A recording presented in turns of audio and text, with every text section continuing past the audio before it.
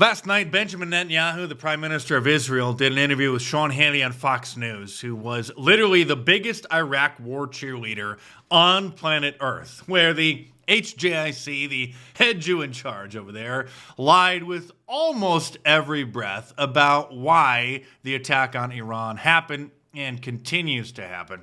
Notice I didn't say with every breath. I mean, he did squeak in a little bit of truth there. So I'll play you all of the relevant clips, give you all the full context, all of the nuance, and just to be clear, because I know the tensions are high, emotions are high on both sides, I don't think that this is going to be a big, prolonged World War III type of conflict. There are no boots on the ground. Sadly, there have been a half a dozen American tragedies in Iran's response, but at this point, to compare it to the war in Iraq, not accurate at all.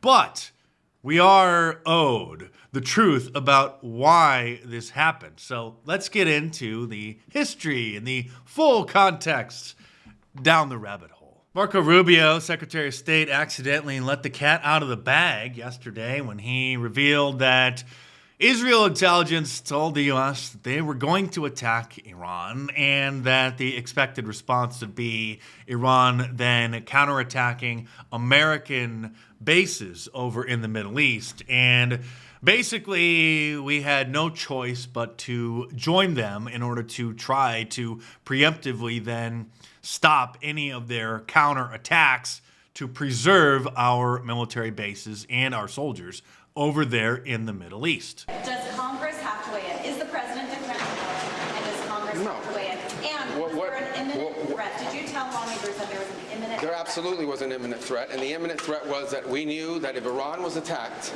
and we believed they would be attacked, that they would immediately come after us. And we were not going to sit there and absorb a blow before we responded, because the Department of War assessed that if we did that, if we waited for them to hit us first after they were attacked, and by someone else, Israel attacked them, they hit us first, and we waited for them to hit us, we would suffer more casualties and more deaths. We went proactively in a defensive way to prevent them from inflicting higher damage. Had we not done so, there would have been hearings on Capitol Hill about how we knew that this was going to happen, and we didn't act preemptively to prevent more casualties and more loss of life.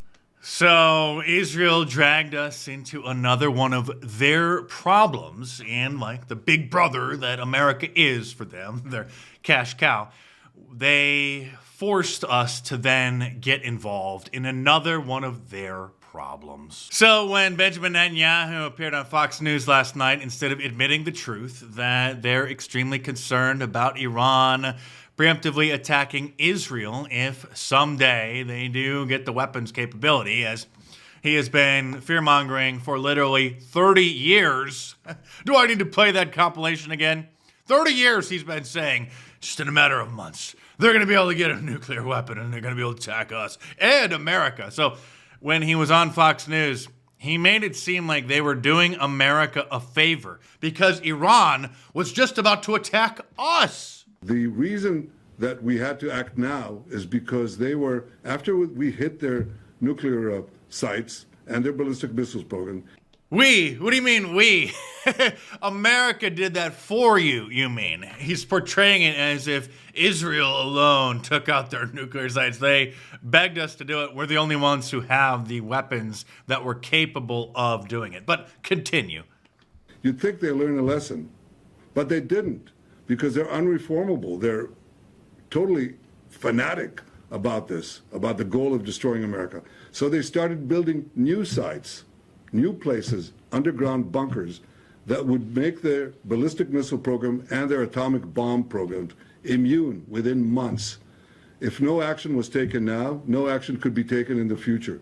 And then they could target America, they could blackmail America, they could threaten us and threaten everyone in between. So action had to be taken. They're totally fanatical about destroying America. No, I mean, they may be fanatical about destroying Israel. And while they do hate America, the only reason that they hate us is because America, for decades, has financially and militarily supported Israel, okay? Notice how they don't have a problem with Canada. They're not worried about blowing Canada off the map.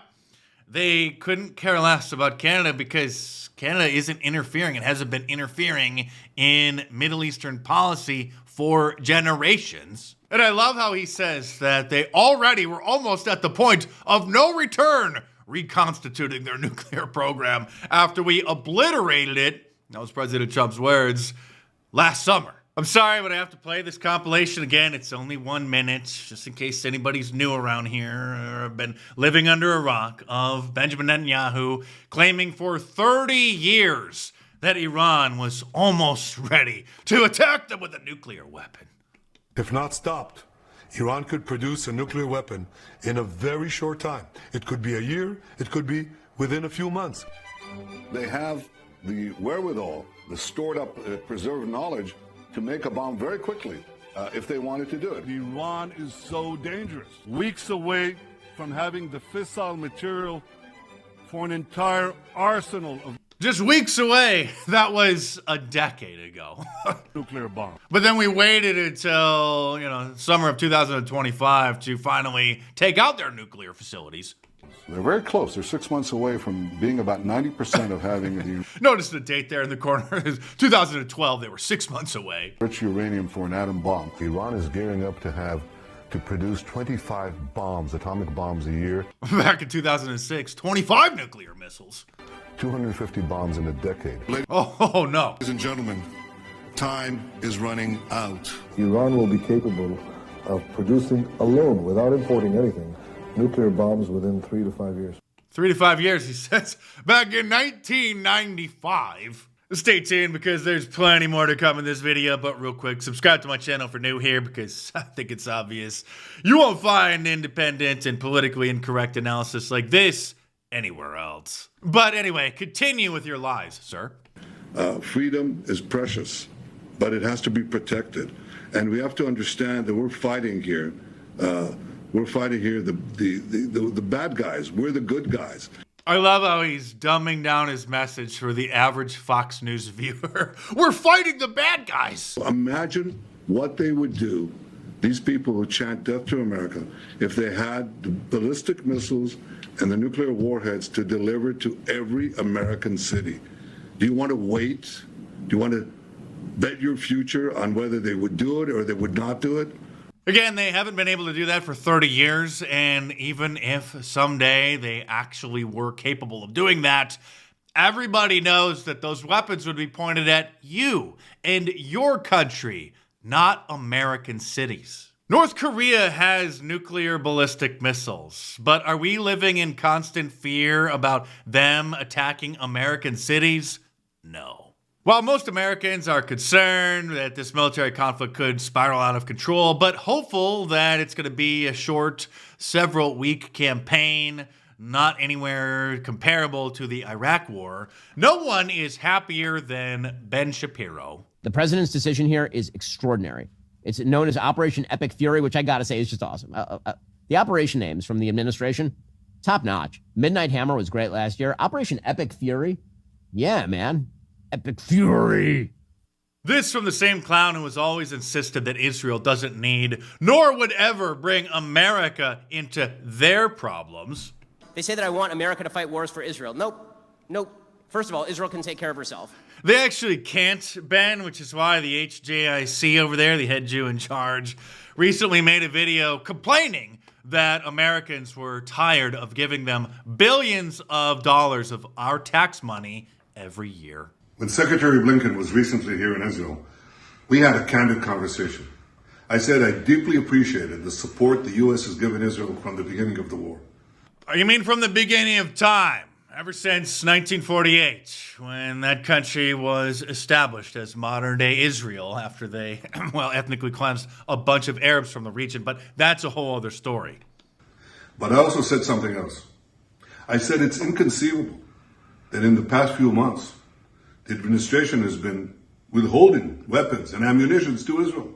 Israel, America's closest ally, fighting for its life, fighting against Iran and our other common enemies. He's making it seem like we just wouldn't sell him the weapons, but it's literally our tax dollars. This is how the game works.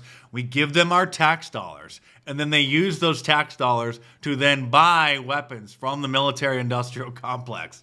And then people justify that as Israel helping America's economy.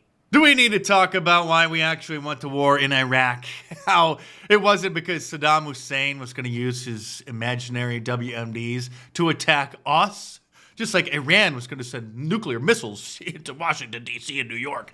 No, it was, again, to protect Israel, as the Clean Break Report clearly outlined back in the 1990s, where a bunch of neocons and Benjamin Netanyahu drew up their plans and said that they needed to get rid of Saddam Hussein in order to protect Israel. It has been a long time since I heard anybody talk about PNAC, the Project for the New American Centuries report about rebuilding America's defenses, a neocon plan that was published in the year 2000, which outlined further their agenda for the Middle East, but then lamented that they weren't going to be able to do it, quote, because the process of transformation, even if it brings revolutionary change, is likely to be a long one, absent some catastrophic and catalyzing event, wink wink, like a new Pearl Harbor, 9/11. And we're not supposed to talk about any of the blowback from this attack. Thankfully, there haven't been any Iranian sleeper cells activated,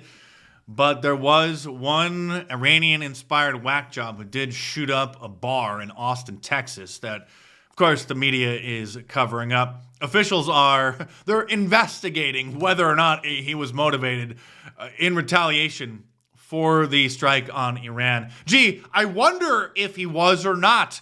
He was only wearing a Property of Allah sweatshirt, hoodie, and underneath it was wearing an Iranian flag t-shirt. And by the way, Osama bin Laden's letter to America, which various news sites have removed after people started noticing it, despite it being published for the last 25 years since the 9/11 attacks, where bin Laden openly stated that the reason why al-Qaeda attacked us on 9/11 is because America meddling in the Middle East over there.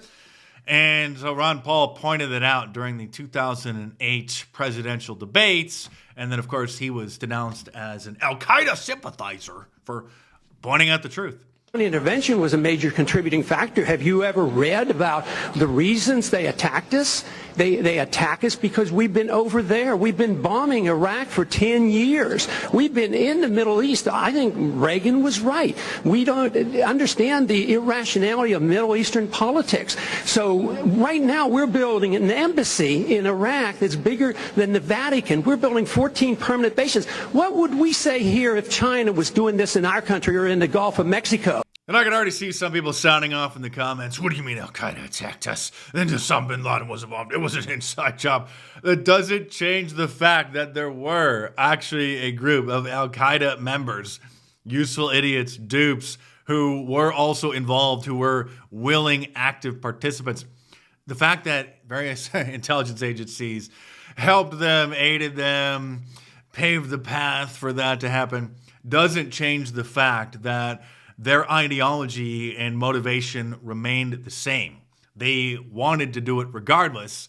They just happened to get a little bit of help to make sure that that mission was accomplished. Can we finally just openly admit, without any concerns about being called anti-Semitic, that for many generations there's been an incredible outside effort from lobbying from a foreign country regarding how America deals with our foreign policy? Actually, President Trump basically let the cat out of the bag himself. If you said, let's say 15 years ago, maybe not even that long, anything bad about Israel or Jewish people, you were finished as a politician, right? You were finished. You wouldn't do that, Congressman. You can criticize Ukraine, you can criticize Ilhan Omar lobbying for her home country, Somalia. But as soon as you start questioning people like Ben Shapiro lobbying for Israel, then, well, your career is over. You wouldn't do it anyway, but nobody would do it. The most powerful lobby in this country by far was Israel and Jewish people. Imagine saying that the most powerful lobby in America was the Somali lobby. we would absolutely flip out. Why should we allow a Somali lobby or any foreign lobby having such strength and influence over our foreign policy? But there's always that one little exception carved out for that one little country over there in the Middle East. The fact is that American Jews support Israel, and I understood that. And the fact is that every Jewish prime minister that I have known has enlisted American Jews to bring as much pressure as possible in the political process on American presidents. Let me explain something about what is called the Jewish lobby in this country. In the first place, Jews, understandably in the United States, because of what happened in World War II, because of the Holocaust, are going to put first priority on the survival of Israel. Now, that's considered to be an anti-Semitic trope, by the way. Even if you say that they have equal support for Israel and America, that's deemed the dual loyalty trope. That's anti-Semitic. Of course, just disagreeing with a Jew about the best flavor of ice cream is considered anti-Semitic. We know the drill. Even George Washington, in his farewell address, warned, quote, "When one nation becomes passionately attached to another, it creates all kinds of problems. Sympathy for the favored nation encourages the illusion of shared interests where none actually exist, and it imports that nation's enemies as our own. This draws the sympathetic nation into the quarrels and wars of its favorite without good reason or justification. It also leads to the granting of the favored nation privileges denied to others, which doubly harms the nation making these concessions. First, by giving away what should have been kept, and second, by provoking jealousy, resentment, and retaliation from those denied equal treatment. And it makes it easier for ambitious, corrupt, or misguided citizens who dedicate themselves to the favorite nation, to the foreign nation, to betray or sacrifice their own country's interests without facing public disgrace, sometimes even while enjoying popular support. They disguise their base or foolish compliance with ambition, corruption, or delusion behind the appearance of virtuous obligation, proper respect for public opinion, or admirable dedication to the public good. My new book, which is coming out at the end of the year, is going to be quite a banger. I'm not going to reveal any details until later this fall, but it's been in the works for some time, so I'm going to spend the rest of this year polishing it up and updating it, so stay tuned for that. In the meantime, order your War is a Racket shirt from my online store at markdice.com or click the link in the description below. In case you weren't aware, it's a quote by Major General Smedley Butler, who revealed many years ago how the military-industrial complex works. So head on over to markdice.com or click the link in the description below and check it out.